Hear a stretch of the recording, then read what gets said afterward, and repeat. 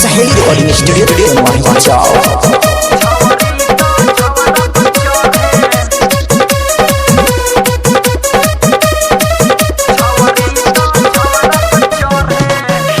ले बिया छोटे लइका बा पटाई हहु वाला फिल्म त देवेला देखाई। ले बिया छोटे लइका बा पटाई हहु वाला फिल्म त देवेला दिखाई। माना कहिला तो हमारो से लड़े लड़े लड़े छवरी तो छवरा पर चढ़े छवरी तो छवरा पर चढ़े।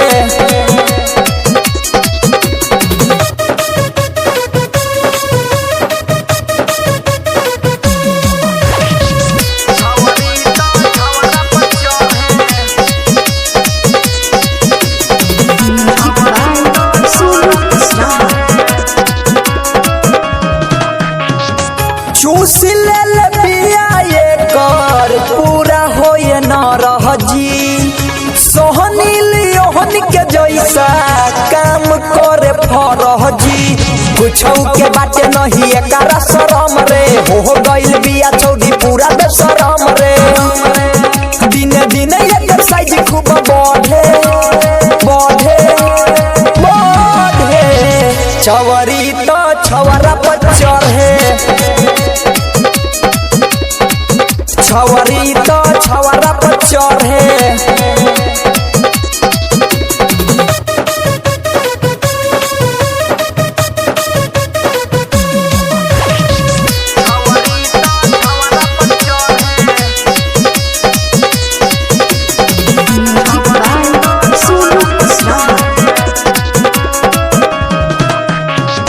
मिहिरा गुण संगीत के देखो हो गइल साथ हो सतियम के राखतिया दिलवा के पास हो।